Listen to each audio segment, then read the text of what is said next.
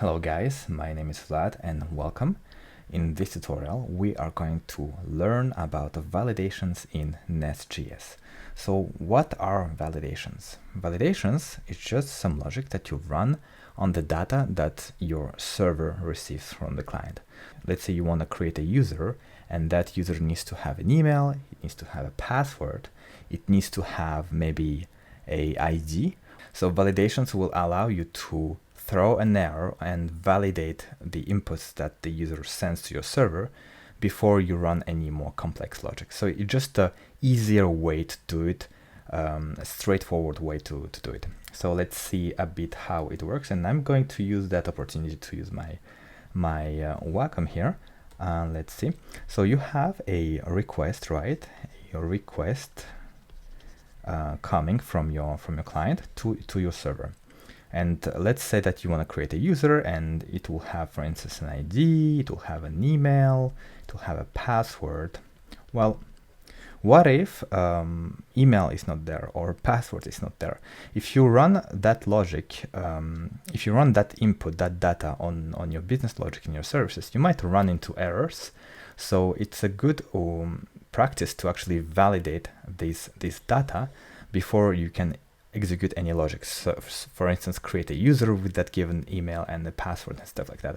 So this is where validation will come into play. So that data, it can be a body for a post request, it can be a query for a get request or even post request, it can be params, and we're going to see all of those in details a bit later. But for now, let's just talk about the high-level concept. You have your data that is coming from the clients, from your browser. Then this data will go through a validation logic. So you have a validation, and that validation will throw errors if something is incorrect, and then this data will be mapped. If we're talking about a post request, for instance, it can be mapped to a DTO, a data transfer object. So this will be mapped to a DTO, and it's just an object that allows to map that data to itself. So we are going to see that in details a bit later. So let's jump into the code right now, and let me zoom a bit. I hope this is zoomed enough. So again, all this code is available on GitHub in the link in the description below. So feel free to clone the repo and follow along. I have a very simple project starter from NestJs. The only thing that you need to see here is that I'm using a global pipe and validation pipe. This will allow me to use validation pipes and validation logic basically in my controllers. Then I have a controller, right? And let me maybe dezoom a bit. Here let's go. It's okay, it's better. And we have some routes here.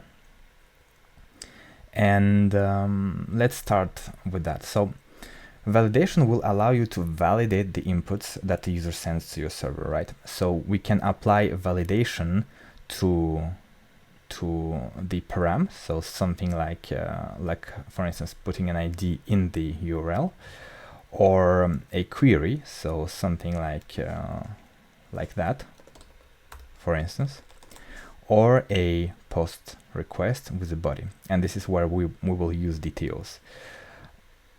Let's the server is already started, so let's try to call that route and see what happens. Here I want to stress out what is going on here. So we have the console log. I'm console logging the ID, and I'm console logging the type of that ID. So here we say that we expect a string, and let's see if we have the right data. So I'm going to open Insomnia here, and I have the route here. Let's call it. And you see that I have a console log here, so I have ID 1, and the type of that is a string. And this is totally normal.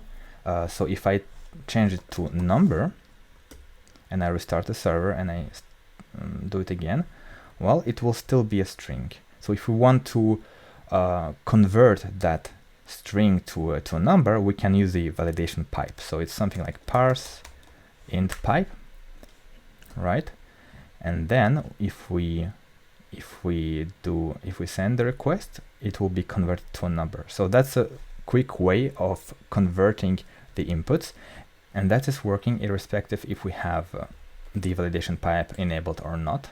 So if we do it again, it will be converted to a number. Let's try the queries now. So it's a second route, and it's query parameter and ID1. So if I launch it, it will be a string. So again, if I convert it to integer, it will work correctly, and I will get a number. So that's one way you can explicitly convert it to the integer. You can also go into the validation pipe and tell that you want the transform to be true. So that will actually help you to convert any primitive type to the one that is indicated here. So if we indicated that we want a number, it will try to convert that data to the number. So if we do the request, it will be a number. And we can try the same with the param route. So we can get rid of the parse in pipe here. And since we have transform set to true, it will try to transform the primitive type to the type that is indicated here. So if we launch that route, which is a param route, and let me zoom a bit maybe, it will be a number. And if we try the query route, it will be also a number. So the transform property here allows us to transform the data that we receive from the params, query, or even body to the data that we have indicated here. And it's a primitive data, so it can be a string, a number, something like a boolean. It will try to transform that. However, if we have something a bit more complex, this is where we will use DTOs. You can also use DTOs here in the query if you have different I would say properties, for instance, like ID is equal 1, type is equal admin, and stuff like that. However, most of the time you will try to use DTOs on the body object. So here I have created a DTO, I just named it DTO, and the DTO is called post route DTO, and I have put that in a folder here. It's called post route. We have a barren export here, so I just export all the DTOs from the folder that will allow me to actually import from the folder and not specify every time like a more precise route. This is a technique I use quite often. It's called barren export, I think. And here we have a DTO. So it's just a class. You could put an interface, right? But with the interface, you could not have validations. So to have validations, we are going to use a class, and we are going to use class validator. So here with class validator decorators, you can indicate what kind of properties it should be. So here it should be a number. Here it should be an email. Here it should be a string.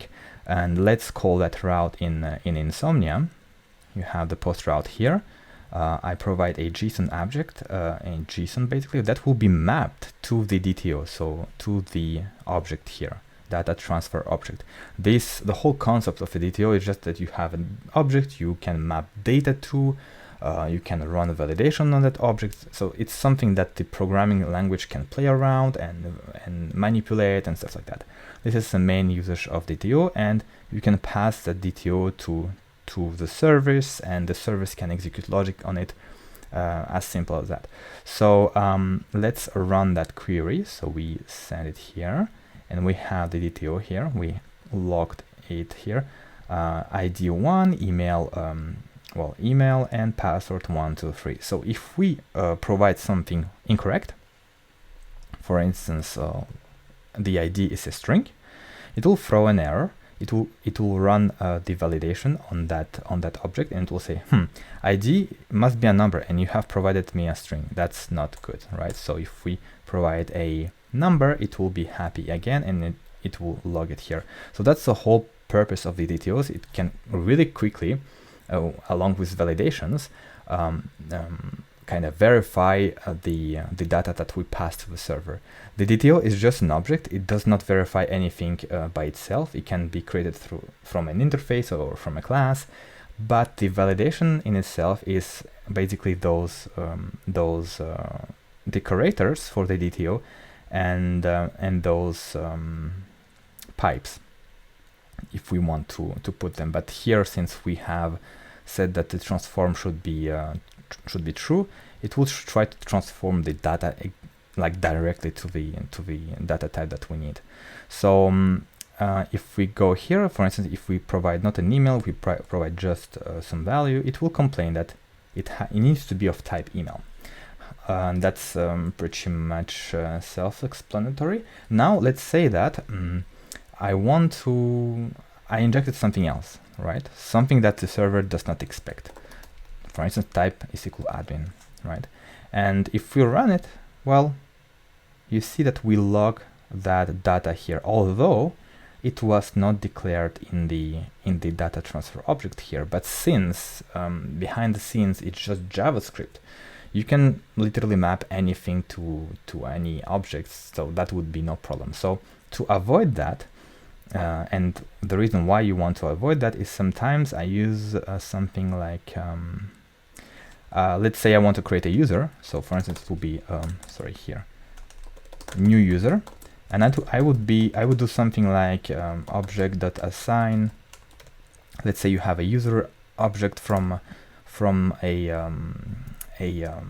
typorem or Prisma, and I would do something like that. So that instead of doing like new user dot email, right, is equal DTO dot email, and new user dot password is equal to DTO dot pass. Instead of having something like very verbose like that, I can literally reduce that to one line, especially if the DTO has something like 15 fields, right? So that is very handy, and I can just do something like that. But for that, I need to make sure that the DTO has exactly the values I need, so that they are correct, that they are validated and everything. So in order to make sure that the type here is not injected by the user, we need to add some more properties to our global validation pipe. So let's proceed. I go to main.ts. I'm just going to restore the state here because I have committed the changes already to the repo. So we have transform is equal true. Whitelist, this is what we need. Whitelist will allow us to strip out all the properties that are not defined in the DTO. So if I have not defined type, well, the property type will be stripped away. Forbid non-whitelisted, that just means that it will throw an error if I try to provide a extra property. It's just useful in development. So when you develop, you want to see if you have accidentally not sent something that you should not be sending. So I put that to true, and I just disable the error messages in production. So because I don't want the user to see that, right? So I'm going to disable the error messages if it's in production. So that's pretty self-explanatory. And let's try again. So if we come back here and we type admin, well, it says property type should not exist, right? So if we just disable the errors here, it will just strip it away and there will be no type. So that is very handy.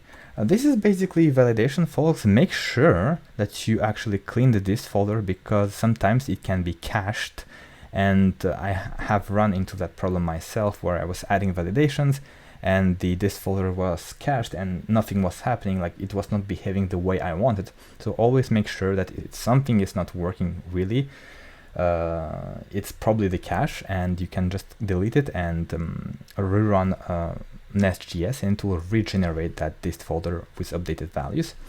So that's all about validations in a way. Like the main purposes of validations is to validate the input that the user sends to your server, and do it in a quite elegant way, right? So you don't write a lot of logics, for instance, like if DTO.id, if not DTO.id, throw an error or something. Well, instead of doing it like that, which is very, very verbose and very annoying, you can use those validation pipes and the validation DTOs, data transfer objects. If you have any questions, feel free to drop them in the comment section below, and see you later.